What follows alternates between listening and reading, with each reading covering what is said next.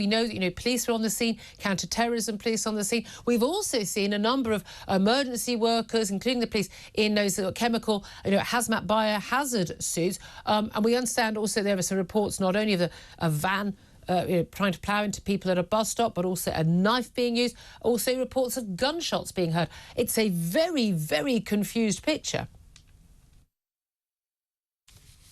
Oh, apologies. We do seem to have just lost Chris Phillips. We will get him back on the air in just a couple of moments. Just to recap, 3 people known to have died in that incident in Nottingham. We've got Chris Phillips back. Yeah, confusing picture, Chris.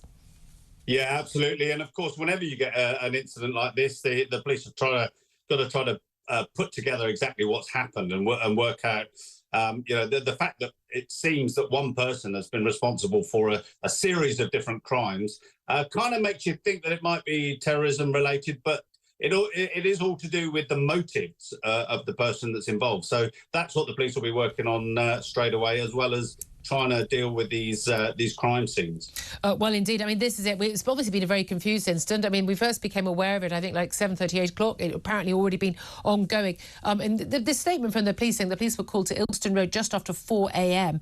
2 people found dead in the street. They were then called to another incident in Milton Street where a van had attempted to run over 3 people. We understand this was at the bus stop that's been referred to in other unconfirmed reports. It's now confirmed. Those people, thankfully, are still alive, but obviously casualties being treated in hospital. No information yet on how serious their injuries are. But a man has also been found dead in Magdala Road. I mean, a multiple incident. Some people have been using on social media a word like, rampage.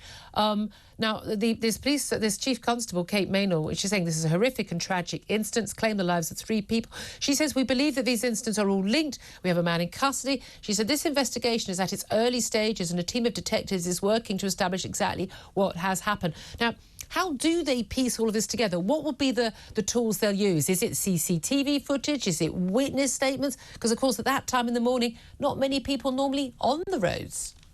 Yeah, all of those things, Julia. The key point is working out what's actually happened and in what order, so that they can sort of piece together the actual incident.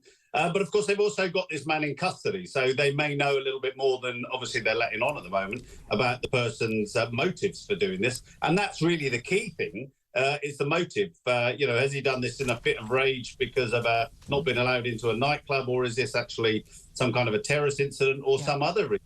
We don't know yet. And that's what the police have to work on. The difficulty with this, of course, is it's a multi-site investigation. So there's going to be all sorts of chaos in and around Nottingham city centre today. Yeah, absolutely. I mean, again, this ongoing impact for everybody. And, of course, we are at a heightened terror alert still, something that's worth remembering, that our security forces are dealing with that. We don't know yet if it's a terrorism incident. We don't know the motivation. One man, a 31-year-old man, in custody. But, of course, we are dealing with that heightened terrorism background. Yeah, and we have been for 30 years really.